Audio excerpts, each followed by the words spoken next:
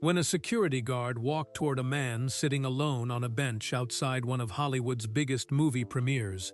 He saw exactly what anyone would have seen: a wrinkled flannel shirt, a thick, ungroomed beard, a worn canvas bag slumped against his leg. A man watching pigeons like he had nowhere else to be and nothing else to do. So the guard did his job. He walked over, kept his voice calm and respectful, and asked the man to move along. The area was restricted. The premiere was starting soon. He needed to clear the bench. The man looked up, and the security guard's radio fell out of his hand and hit the sidewalk. Because the man on the bench, the man in the flannel shirt watching pigeons outside the Regency Village Theater in Westwood, Los Angeles, on the night of November 7, 2019, was Keanu Reeves, one of the most famous people on the planet, sitting alone, no driver, no bodyguard, no assistant, no entourage of any kind, just a man and a canvas bag and some pigeons who had no idea who he was either. Keanu smiled. A real smile, not a famous person's smile, said "Sorry, man," picked up his bag, and walked calmly toward the theater entrance like nothing had happened. The guard stood frozen on the sidewalk for 11 seconds. Now here is where most stories would end. Famous person spotted in unexpected place. Guard makes honest mistake. Everyone laughs. Everyone moves on. Nice little story. Share it with your friends. Forget it by Tuesday. But this story does not end there. Because 2 hours later, on that same red carpet, with hundreds of cameras rolling and every celebrity in Hollywood dressed in their finest, and the whole machine of a major movie premiere running at full speed, something happened that nobody planned. Every camera lowered. Every publicist stopped moving. Every journalist went quiet. The red carpet froze. Not because of a technical problem, not because of a security issue, not because anyone called for a pause. Because of something Keanu Reeves saw at the edge of that crowd. Something that pulled him off the carpet completely. Away from the photographers. Away from the cameras. Away from everything a red carpet is designed to make a famous person do. And toward a metal barrier where regular people stood watching from a distance. And what happened at that barrier changed every single person who witnessed it. But that is only the beginning of this story. Because what nobody reported that night, what no camera caught, what no journalist filed, what no morning segment covered, was the thing sitting inside that worn canvas bag on the bench. Something Keanu had been carrying all day. Something he had planned months in advance. Something made specifically for a person whose name had never appeared in any entertainment column, on any red carpet list, in any camera frame ever. A person the entire industry had walked past for 28 years, without once stopping to say her name. A person Keanu Reeves had not forgotten.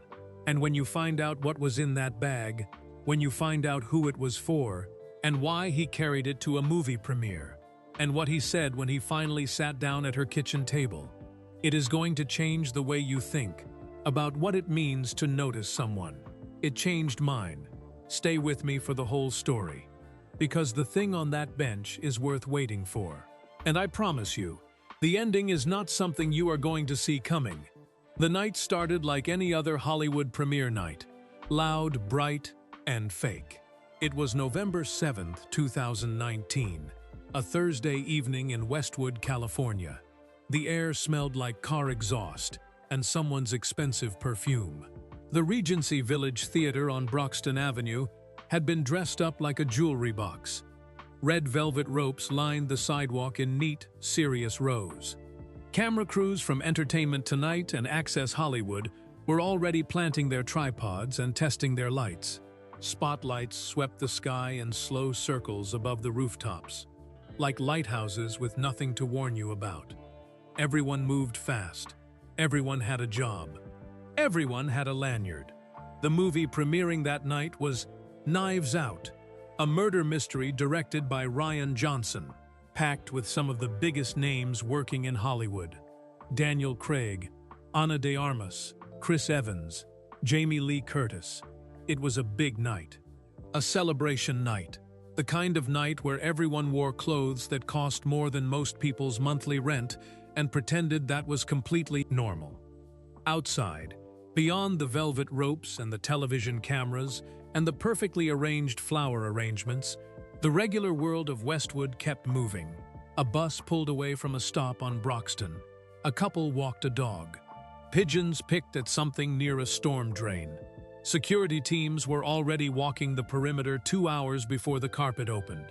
That's when Marcus Delgado, 34, a private event security contractor working his third premiere that month, noticed the man on the bench near the east entrance. The bench sat flat against a low brick wall beside a dry cleaner's storefront on Broxton Avenue, about 40 feet from the theater's outer barrier. Most civilians had been redirected by then, walked back behind the crowd control lines with a polite but firm hand gesture. This man had somehow slipped through, or had simply been there before the barriers went up, still and quiet enough that no one had thought to move him sooner. Marcus noticed the bag first. Heavy canvas, worn at the corners, slumped against the man's left leg like it had been set down 100 times in 100 different places. Then the flannel shirt, dark, soft, slightly wrinkled in the way shirts get when you pull them from a bag instead of a closet. Then the beard, thick, dark, ungroomed in the specific way that takes weeks, not days.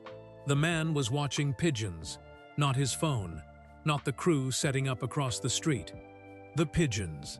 He watched them the way a person watches something when they have decided, just for a few minutes, to stop being busy. Marcus walked over with the practiced calm of someone who does this every week. He had asked hundreds of people to move along. Never unkindly, always clearly. He was good at it.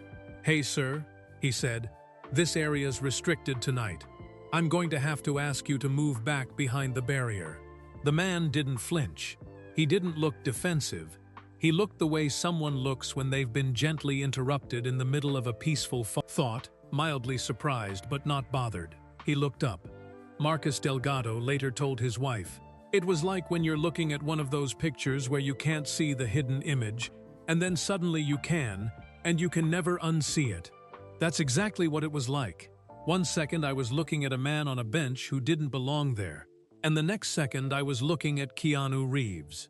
"Sorry, man," Keanu said. He smiled. Not a red carpet smile. Not a smile that had been practiced in mirrors and deployed for cameras. A real one. The kind that starts in the eyes and pulls the whole face with it. Wrinkles at the corners and everything. He stood up, picked up the canvas bag without rushing, and walked calmly toward the theater entrance. No manager appeared. No publicist sprinted over with a headset and a crisis expression. No assistant materialized from thin air.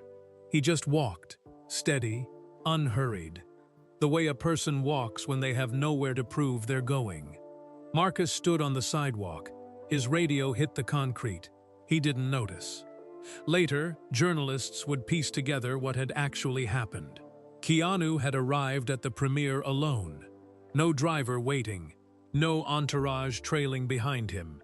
He had come early, found the inside of the theater too loud and too full of small talk, and had simply walked outside and sat down on the nearest bench. He had watched the pigeons. He had written something in a notebook. He had waited. He had just sat there, like a regular person, like a man who had never once decided his own legend was worth believing.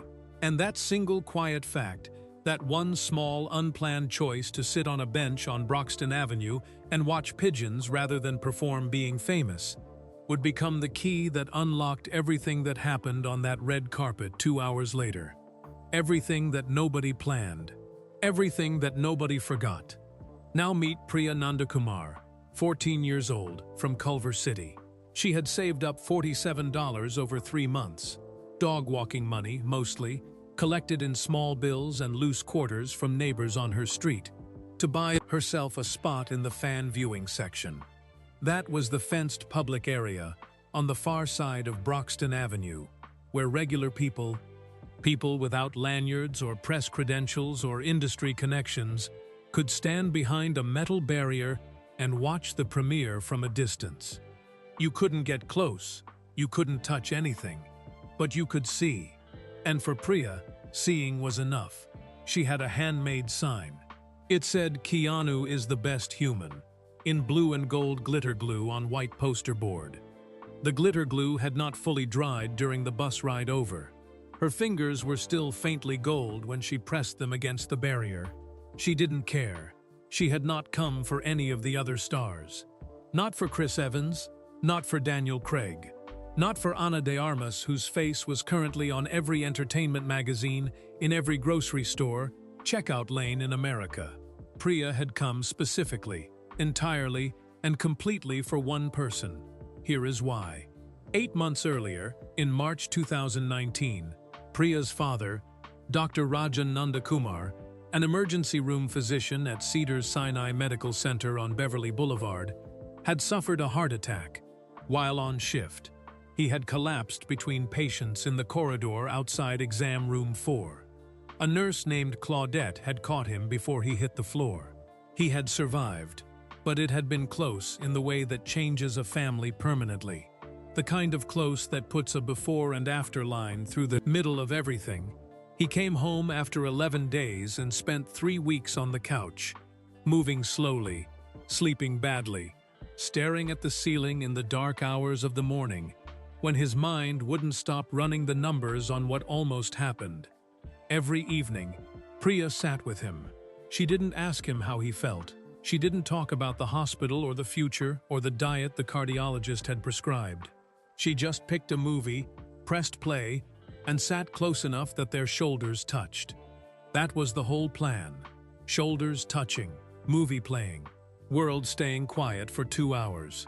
One of those evenings, about a week into the couch recovery, she put on John Wick, the 2014 film. The first one, mostly because it was on cable and neither of them had seen it, and the description said, "action thriller," which seemed simple enough, safe enough, nothing that would make either of them feel too much. Her father laughed more during that movie than he had laughed in weeks. Real laughs, sudden ones, the kind that surprised him coming out.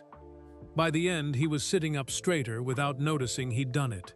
Afterward, late that same night, when Priya was supposed to be asleep, she heard the soft sound of her father's voice from the living room.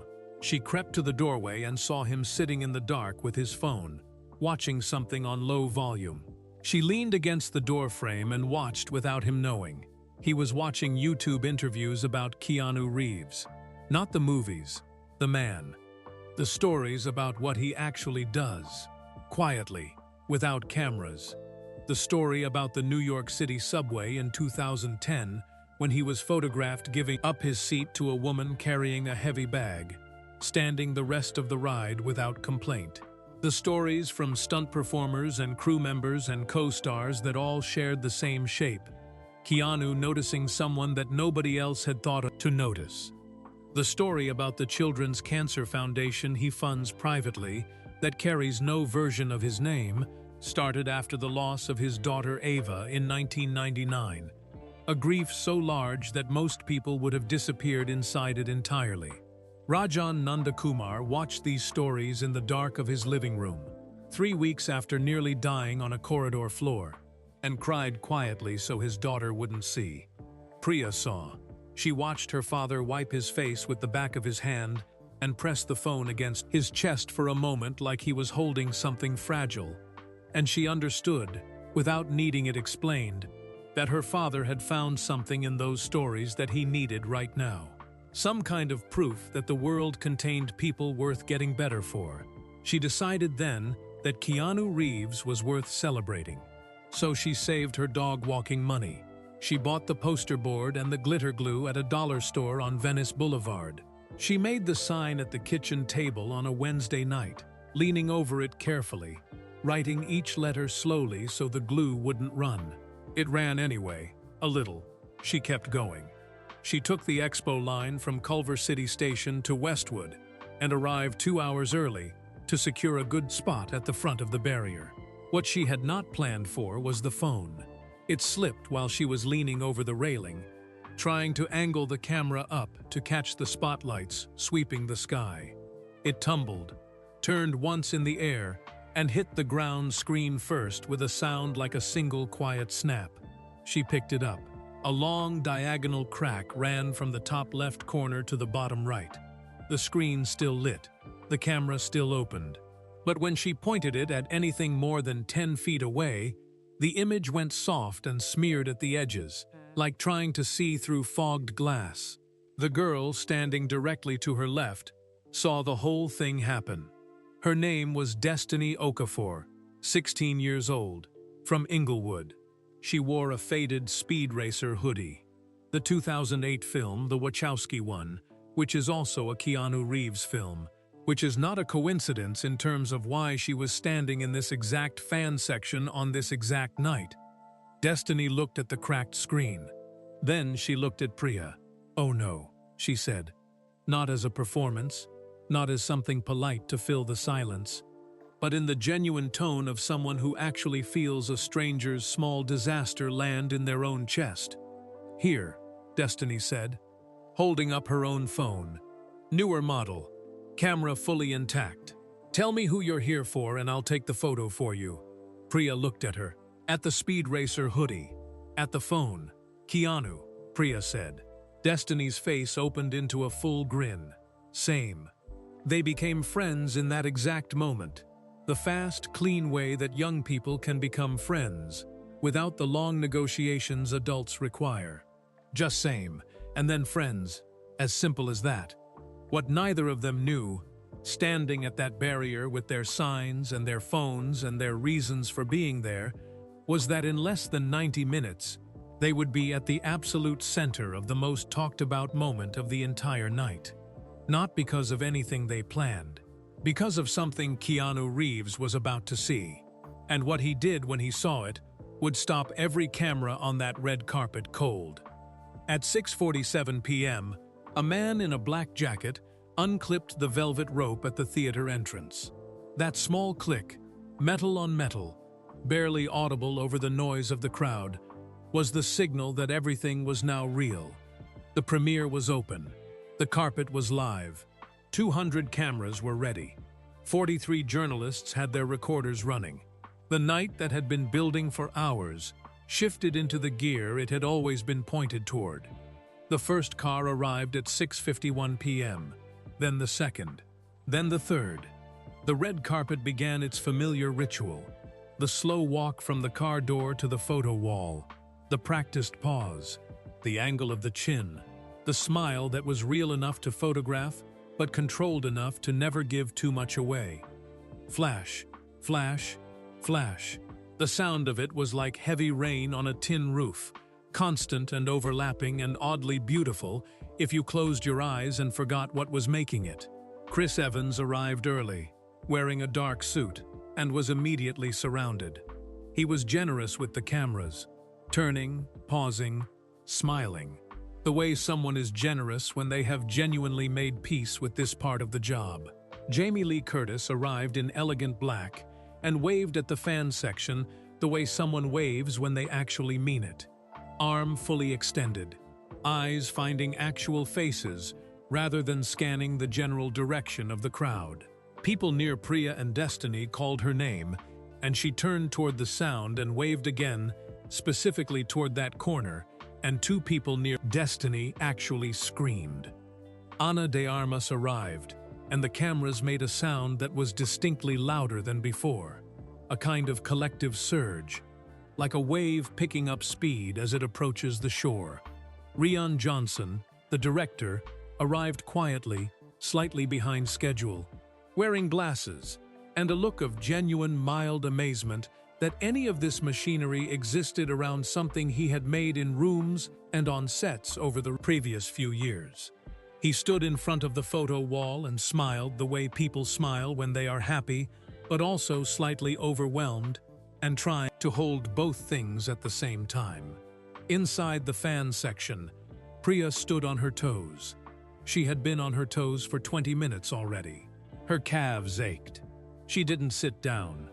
Destiny was beside her, phone raised, getting shots of the carpet arrivals with the calm focus of someone who had quietly decided She was going to document this night properly, regardless of what happened.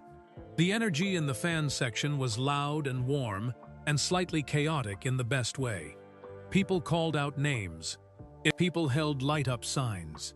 A teenager near the back had somehow produced a small wireless speaker and was playing the theme from The Matrix at a volume that was technically too loud, but that nobody complained about because it was exactly right.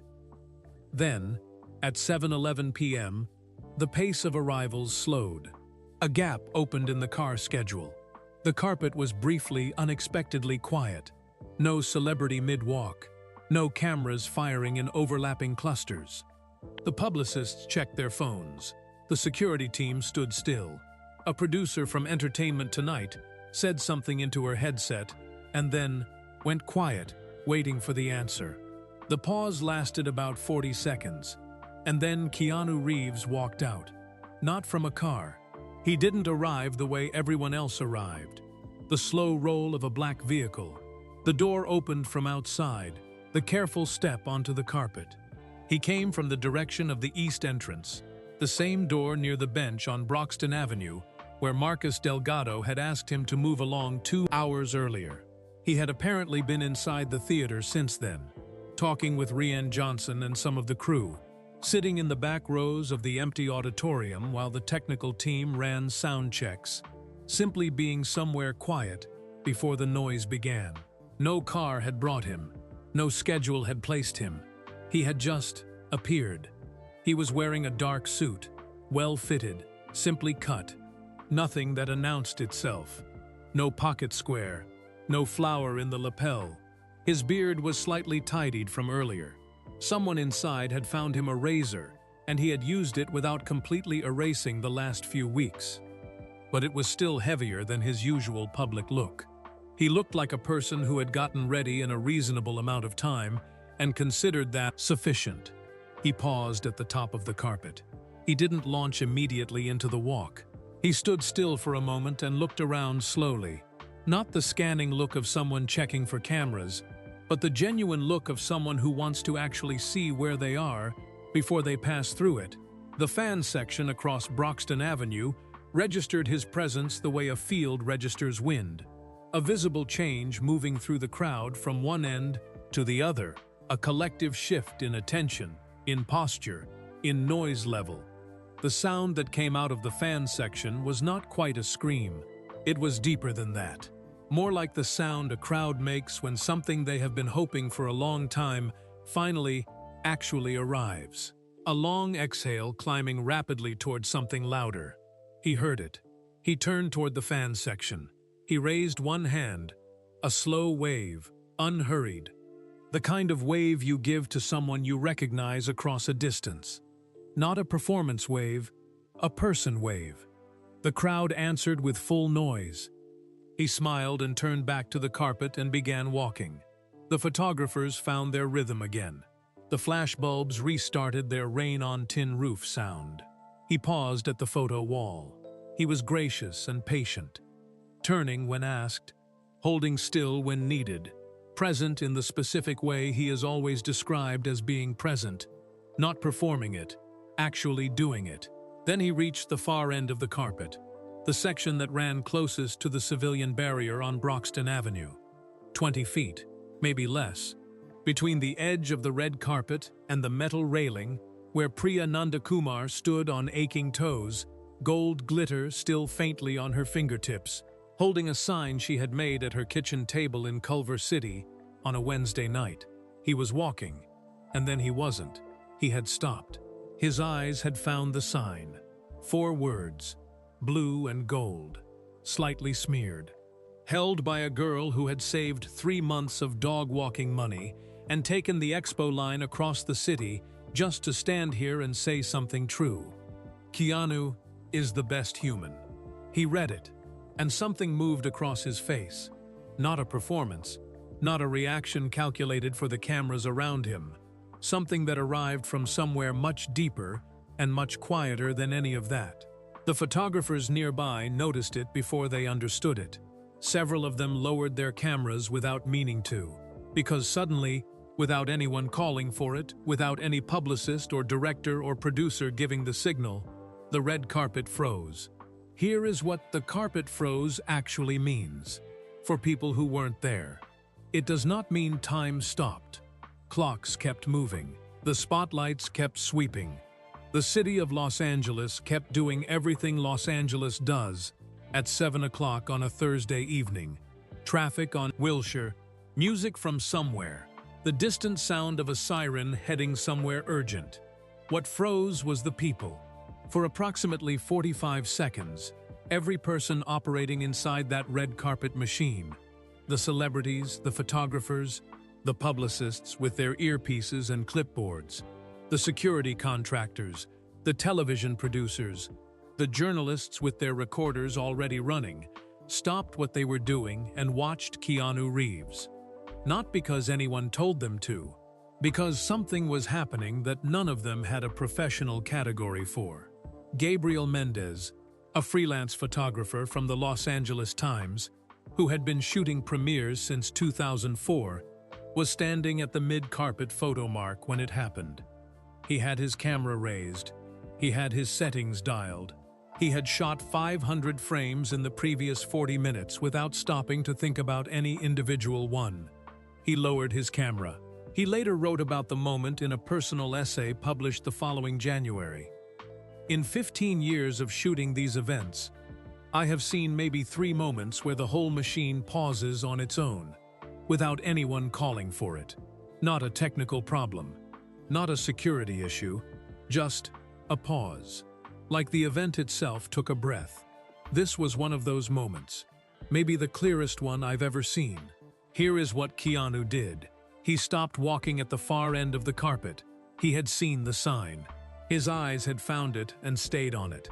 4 words on blue poster board, gold glitter slightly smeared, held by a girl with paint-stained fingers and a cracked phone, and he had gone very still. 3 full seconds of stillness. 3 seconds is a long time when you are famous and standing on a red carpet and 200 cameras are technically pointed in your direction. 3 seconds of stillness in that context is not a pause, it is a statement. Then he turned, not toward the photographers, not toward the television cameras, not toward the publicist working the carpet that evening. A woman named Cecile Fontaine, 12-year veteran of major Hollywood events. A person who had guided hundreds of talent interactions on hundreds of carpets and had a precise, internal map of how every moment was supposed to flow. He turned away from all of it and walked toward the barrier. Cecile stepped forward instinctively. This was not on the schedule. This broke the flow. Her job was to keep the flow. She had taken 1 full step toward him before she stopped herself. She stopped because of his face. Not because he looked angry or upset, or like he needed managing. She stopped because of what his face actually looked like in that moment. Open and quiet and directed entirely towards something on the other side of that metal barrier, like a compass that had just found its north after a long time of spinning. She stayed where she was. Keanu reached the barrier and stopped directly in front of Priya Nandakumar. Let's stay with that for a moment. Let's not rush past it. A 14-year-old girl from Culver City. 3 months of dog-walking money. A Wednesday night at the kitchen table with glitter glue that wouldn't dry right. The expo line across the city. 2 hours on aching toes at a metal railing. A father who had nearly died on a hospital corridor floor in March and had cried in the dark watching YouTube videos about a man he had never met. All of that had led here, to this exact 12 inches of metal barrier on Broxton Avenue.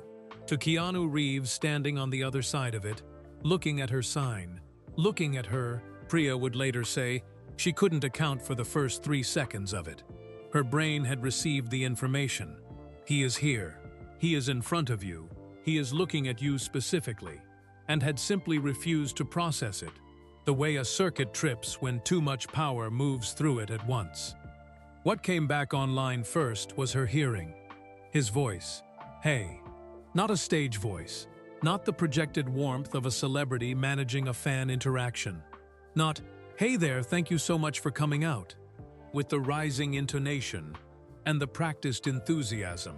Just, hey. The single quiet syllable of one person acknowledging another person across a small distance. The way a neighbor says it over a fence on a Saturday morning. Priya's mouth opened. Something came out. She believed it was the word hi, but she could not confirm this later. "Is that sign about me?" he asked. He was almost smiling when he said it. Not fully. Just the beginning of one, like he wanted to make sure before he let himself react. She nodded. She said yes, both at the same time. He looked at the sign again, the smeared gold letters, the poster board with its slightly bent corner from the bus ride over, the 4 words that she had written slowly on a Wednesday night, trying to keep the glue from running, because she had wanted it to be right. He was quiet for a moment. "That's the nicest thing I've read in a long time," he said. He said it the way people say things that they mean completely. No performance underneath it, no awareness of being watched, just the plain fact of the feeling delivered in the plainest possible words. Then he asked her name. She told him. He said it back, "Priya," carefully, the way you repeat a name when you want to make sure you have it correctly and intend to keep it. He asked who made the sign. She said she did. He asked how long it took. She laughed. A real laugh that surprised her coming out, and said about 2 hours because the glitter glue kept running everywhere. He laughed back. Not a polished laugh, a genuine one, short and warm, the kind that happens before you can decide whether to have it. Then he looked at the phone in her hand. The cracked screen, the long diagonal fracture running corner to corner. "What happened?" he asked, nodding at it. "I dropped it," she said. "I was trying to get a picture of the lights." He nodded slowly. Then he looked left, directly at Destiny Okafor, standing one person away, who had been watching this entire exchange with her own phone gripped in both hands and her breath held somewhere in the middle of her chest. "You got a better camera?" he asked her. Destiny held up her phone. She did not speak. She was not capable of speaking at that specific moment, and she has admitted this freely in every retelling since. "Take a good one," he said. He leaned over the barrier. He put his arm around Priya's shoulder, gently, checking her face first to make sure it was okay, which it was, which it more than was, and he smiled. Not at the camera. At Priya first, then at the camera. Destiny took 7 photographs in 4 seconds. In 6 of them, Priya is smiling so completely that her eyes have nearly closed. In the 7th, she is looking slightly upward, pressing her lips together, losing a quiet battle against crying. That 7th photo is the one Destiny posted to Instagram at 7:34 p.m. with a caption that she typed in under 30 seconds because she didn't want to overthink it. She saved up for 3 months to come here, and he came to her. By midnight, the post had 200,000 likes. By the following morning, it had 1.4 million.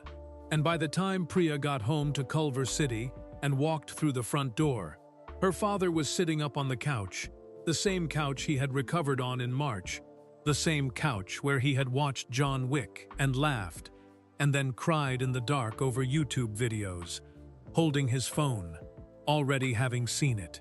He looked at his daughter. He didn't say anything for a moment. Then he said, "Come sit down. Tell me everything." And she did. Every single detail. From the beginning, in the right order. The way you tell a story when you know the person listening needs to hear all of it, not just the ending.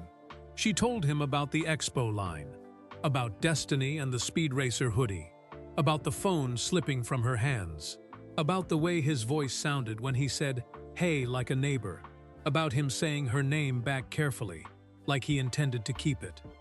Dr. Rajan Nandakumar listened to all of it without interrupting once. When she finished, he was quiet for a long moment. Then he pressed his hand over his heart, the heart that had stopped on a corridor floor 8 months ago and had been gently, stubbornly restarted, and he kept it there. "Good," he said softly. "Good." Outside, The internet was still catching fire. And on Broxton Avenue, the red carpet was moving again. Stars walking, cameras flashing, the machine resuming its familiar rhythm as though the pause had never happened. But it had happened. Every single person who had been there knew it had happened. And none of them, not Gabriel Mendez with his camera lowered, not Cecile Fontaine stopped mid-step, not Marcus Delgado, who would hear about it an hour later and feel the dropped radio moment make sudden new sense. None of them could have told you exactly why 45 seconds of stillness on a Hollywood red carpet had felt more real than everything that surrounded it. Not yet. That answer was still sitting in a canvas bag, waiting. To understand why that canvas bag mattered, you first have to understand the man who carried it. Not the legend, not the box office numbers, not the franchise, the man. Because those two things, the legend and the man, have almost nothing to do with each other. And the distance between them is exactly where the truth lives. Keanu Charles Reeves was born on September 2, 1964, in Beirut, Lebanon, to a mother named Patricia, who was English, and a father named Samuel, who was Hawaiian and Chinese. His father left when Keanu was 3 years old. He would see him only a handful of times after that. His mother moved the family, first to Sydney, Australia, then to New York, and then finally to Toronto, Canada, where Keanu grew up between identities, between countries, between versions of himself that hadn't fully arrived yet. He did not finish high school in the conventional sense. He left, got his GED, and moved to Los Angeles at 19 years old with an enormous, almost unreasonable dream, and very little else to support it. What happened next is the part everyone knows. Speed, in 1994. The Matrix, in 1999. A film that did not just make money, but changed the vocabulary of what movies were allowed to look like. John Wick, in 2014, which arrived when many people had quietly decided his best years were behind him, and then made those people very quietly reconsider. He became one of the highest-earning actors in the history of the industry. But that is the legend. That is the box office. That is not the man. The man is this. In 1999, the same year The Matrix opened and made him immortal in the eyes of Hollywood, Keanu Reeves and his girlfriend Jennifer Syme lost their daughter. Her name was Ava Archer Syme Reeves. She was born prematurely on December 24, 1999, and lived only briefly. She was buried on December 27th. 18 months later, in April 2001, Jennifer Syme died in a car accident on Mulholland Drive in Los Angeles. She was 28 years old. 2 losses, back to back. Each one the kind that cracks a person down the middle and leaves them choosing, every single morning afterward, whether to keep going or to stop. He kept going. He did not make grand public statements about his grief. He did not build a brand around his survival. He simply continued, making films, showing up, being present on sets and in subways and on park benches, and carried what he carried the way people carry heavy things when they have decided the weight is theirs and they are not going to put it down. What he built instead of a public grief narrative was something quieter and more expensive.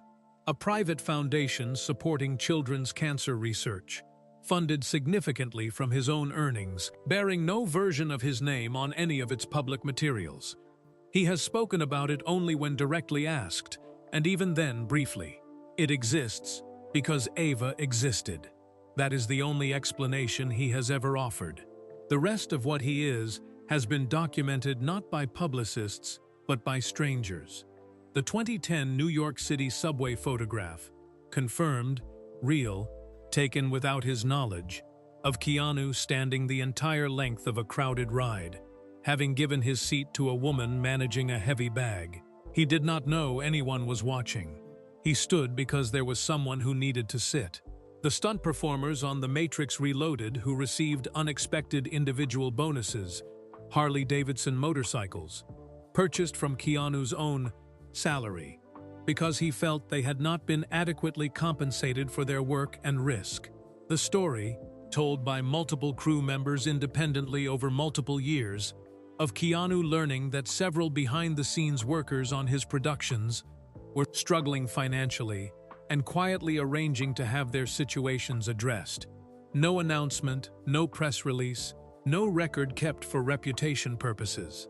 The account from a woman named Claire Bridger, a grief counselor from Portland, Oregon, who encountered him sitting alone on steps outside a coffee shop on Sunset Boulevard in 2017, while she was having what she later described as one of the worst days of her personal life.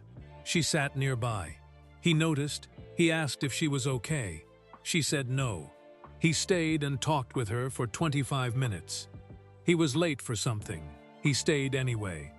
These are not rumors. They are not manufactured. They come from different people in different years with different amounts of access and exactly zero consistent motive to invent them. They share only one thing: the shape of a man who looks at the person directly in front of him and decides, without calculating the cost, that this person matters right now. Marcus Delgado, the security guard, the dropped radio, the bench on Broxton Avenue, said something about that night that stopped people mid-sentence when they heard it repeated. He said, "The weird thing is, he didn't seem surprised that I didn't recognize him. He seemed surprised that I apologized." Small, precise, exact. That detail is the whole portrait.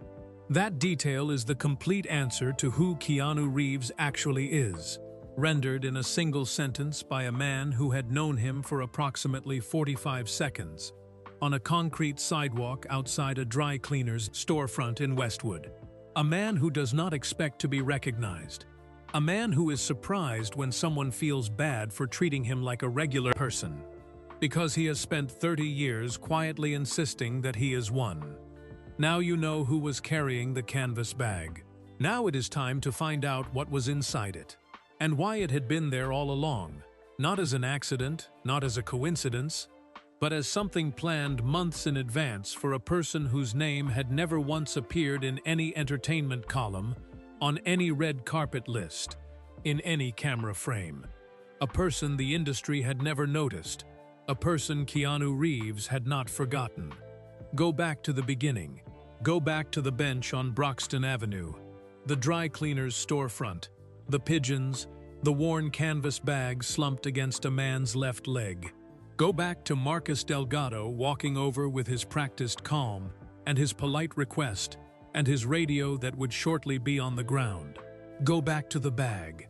Because in every interview, every article, every morning segment and Reddit thread and Instagram caption that emerged from that night, November 7th, 2019, the bag was mentioned exactly once, as atmosphere, as detail, as part of the visual explanation for why an honest mistake was made. Flannel shirt, heavy beard, canvas bag, and then it disappeared from the story.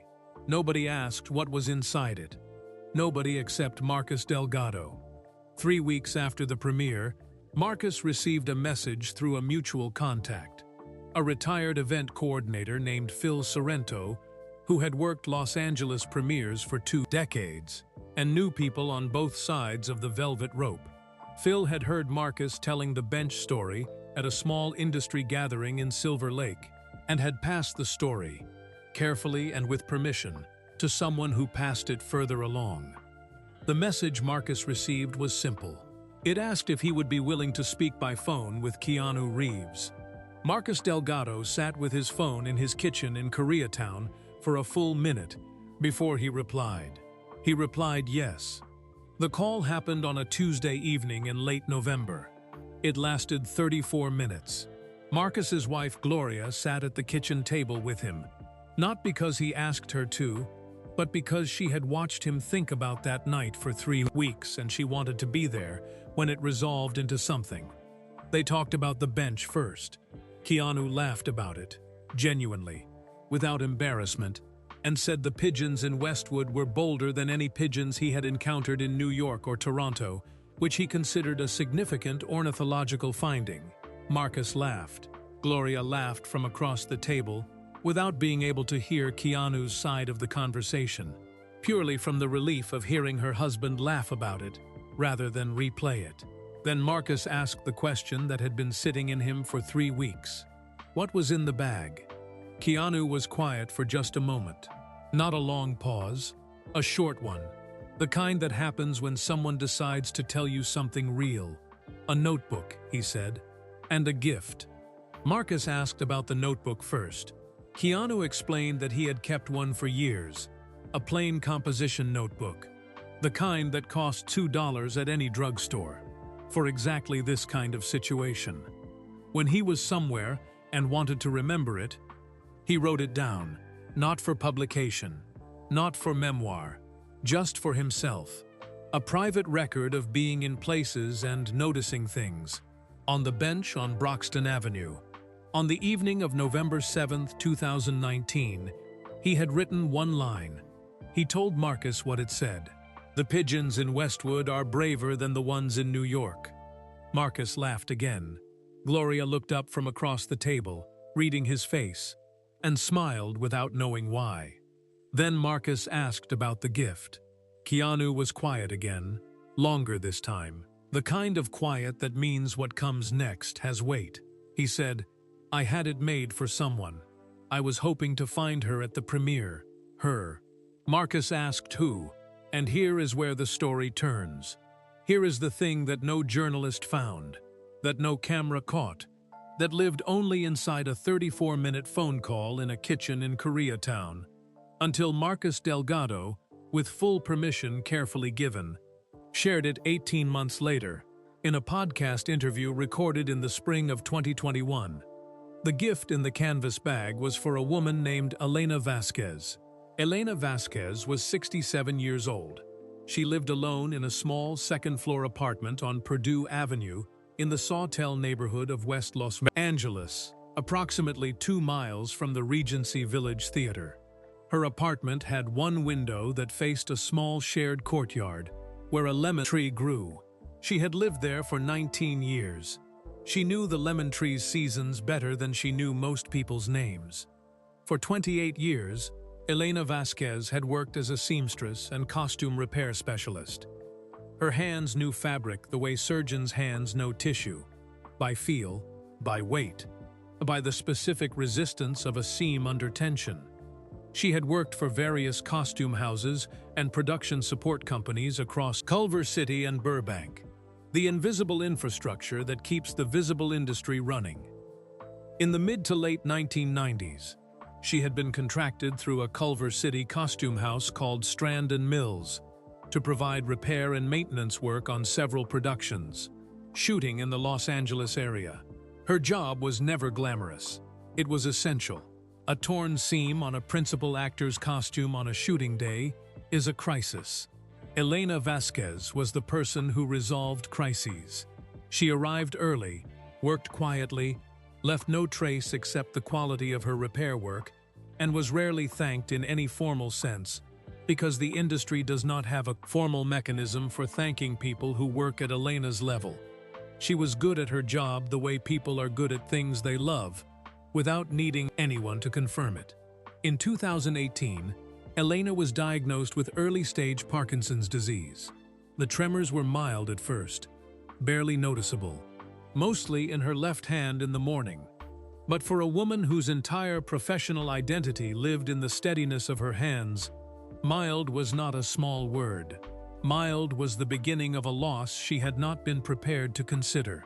She had retired quietly, without ceremony, without a party or a card signed by colleagues or a speech from anyone. She had simply stopped going in. She had gone home to the apartment on Purdue Avenue, and the lemon tree in the courtyard, and the 19 years of life she had built in that small space. She watched films in the evenings. She had always watched films. She had spent her working life making films possible in the smallest, most necessary ways, and she still loved them the way you love something that was never required to love you back. Now meet Rosa Huerta, 63, who had worked in the costume department of a studio facility in Burbank for 31 years and had known Elena Vasquez since they were both young women starting out in an industry that did not always make room for women who looked like them. Rosa was the kind of friend who pays attention to what her friends need before her friends have found the words for it. She had watched Elena move through the Parkinson's diagnosis and the quiet retirement and the evenings alone with the films. And she had decided, without asking Elena's permission, because Elena would have said it wasn't necessary, and Rosa knew it was, to do something. In early 2019, Rosa Huerta wrote a letter.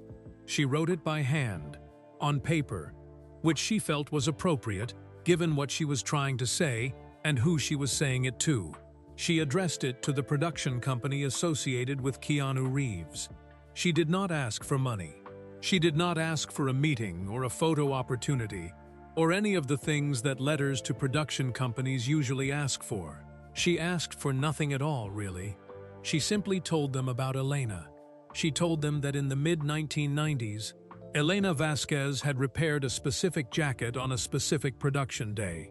She named the production, the approximate date, the nature of the repair, and that Elena had kept a photograph from that day, taken by a fellow crew member, in which a young actor was visible in the background, holding the jacket, while Elena worked on it, with her head bent and her hands steady. She told them Elena was sick now.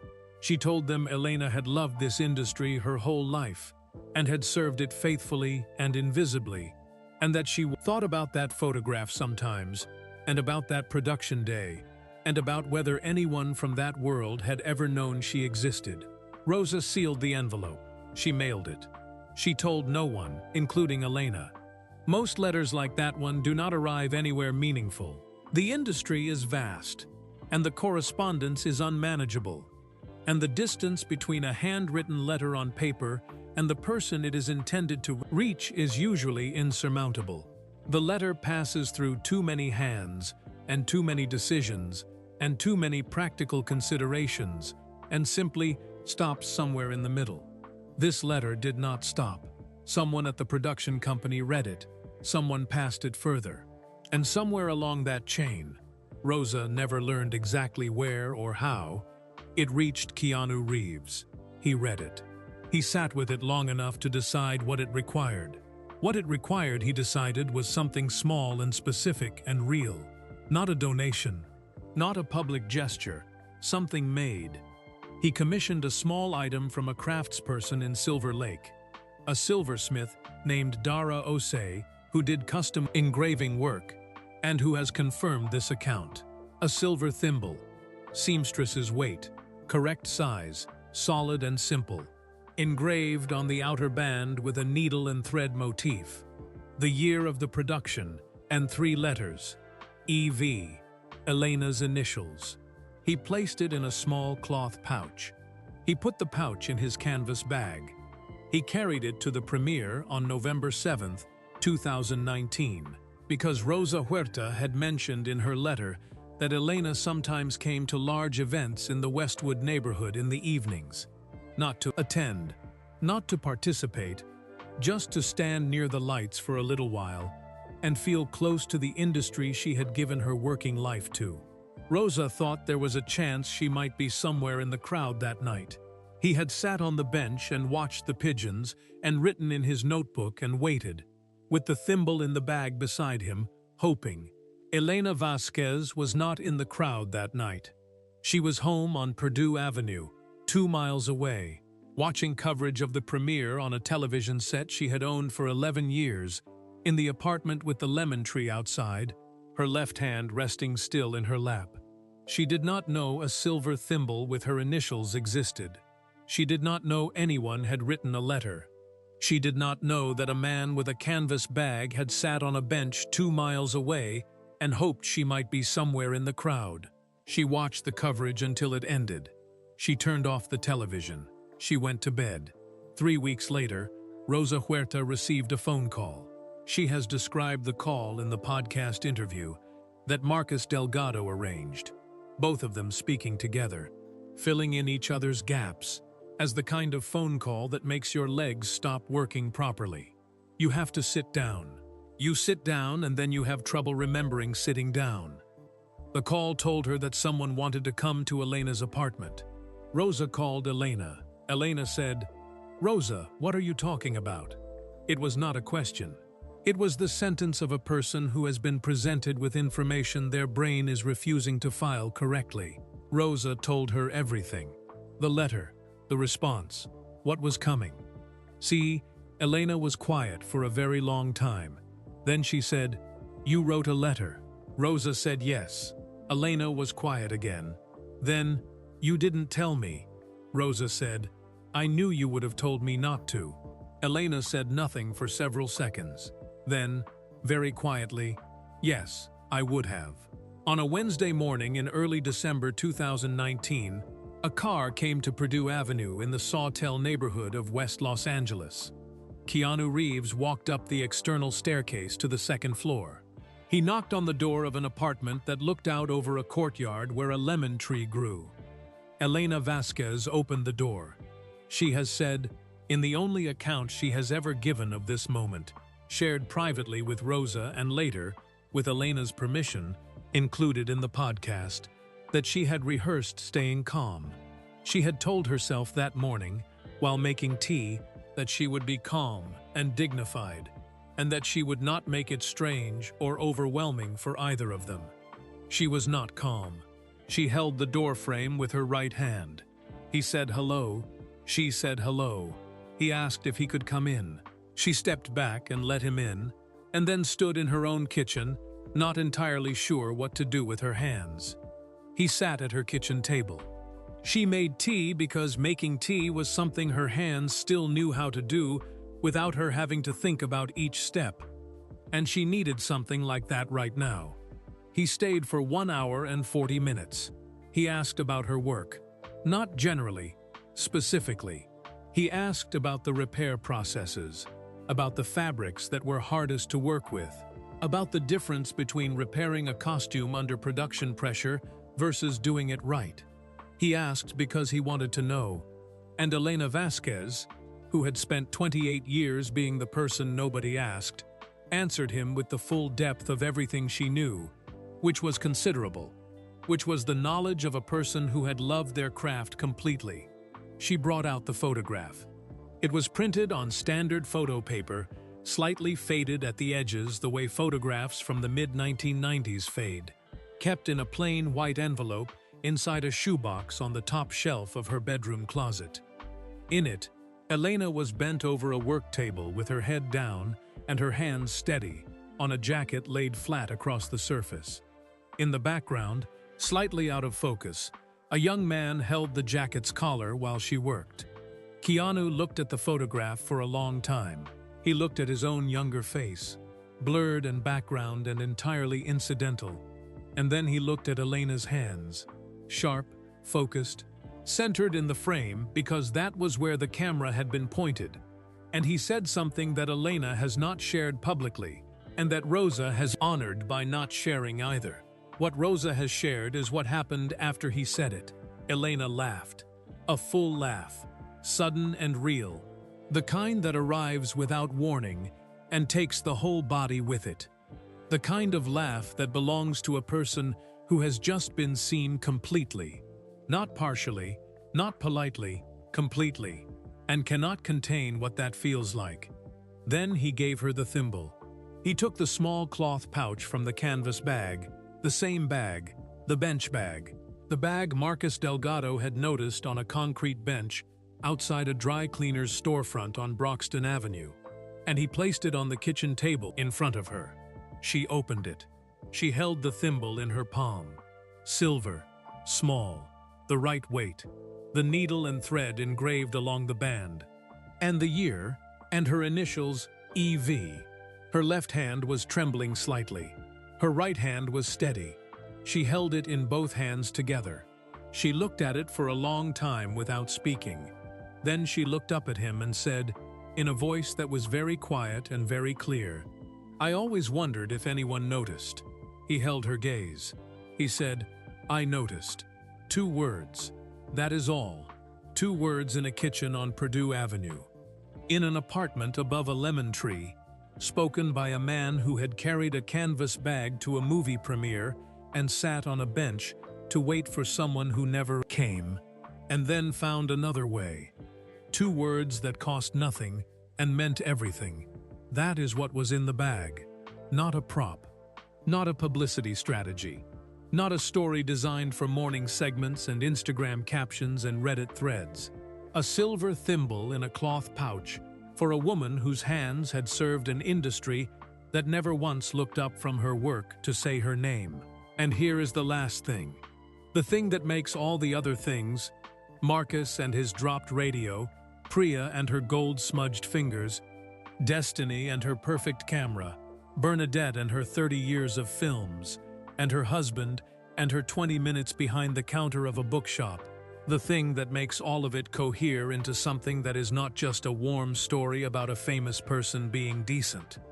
On the morning of November 7th, 2019, hours before the premiere, hours before the bench, hours before the pigeons and the flannel shirt, and Marcus Delgado's polite request, Keanu Reeves had written something else in his notebook. Not the line about the pigeons. That came later, on the bench. This was written in the morning, before he left for Westwood, before he packed the canvas bag, before any of the night's events had happened or could have been anticipated. He wrote, "Today I am going to try to find someone who worked hard and was not thanked. If I cannot find her, I will find another way." He wrote it the way people write things they mean to hold themselves to. The way people write things down precisely because speaking them aloud to no one feels insufficient and writing them makes them real. He packed the bag. He drove to Westwood. He arrived early. He went inside and found it too loud and too full, and came back outside and sat on a bench, and watched pigeons, and waited. He was not waiting for the premiere. He was waiting to see if Elena Vasquez would appear somewhere in the crowd. She did not, so he went inside. He put on a dark suit. He walked a red carpet. He stopped for a girl with a handmade sign and a cracked phone and 3 months of dog-walking money. He listened to a boy from East Los Angeles who had drawn a movie poster in pencil. He pressed his hand to his chest for a woman who had lost her husband in September and wanted him to know that her husband had loved his films. He did all of that, and then he found another way to Elena, because he had written it down that morning, and that meant he was going to do it. That is who was sitting on the bench.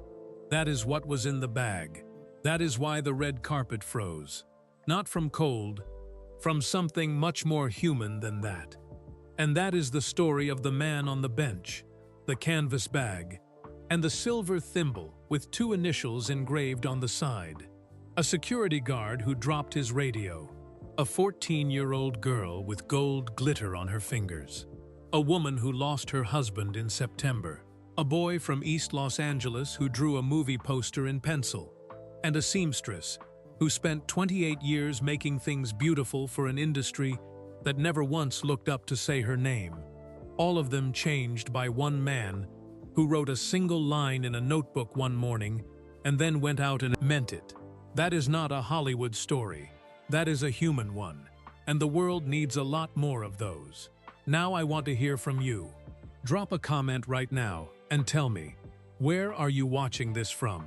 I read every single one, and there is something special about knowing that this story reached someone in a different corner of the world and landed the way it was supposed to land. If this story moved you even a little, if it made you think about someone in your life who works hard and goes unnoticed and deserves to hear that someone sees them, please hit that like button right now. It takes 1 second, and it helps this story reach more people who need to hear it. And if you believe that kindness is worth spreading, that stories like this one deserve more space in the world than the loud and the mean and the exhausting, then subscribe to this channel. Because this is what we do here. We find the stories that did not trend, the moments that no camera caught, the people the industry walked past, and we make sure they are heard. 1 subscribe, 1 ripple. That is how it works. And while you are here, click on the video appearing on your screen right now, because the next story is already waiting for you, and I think you are going to want to stay.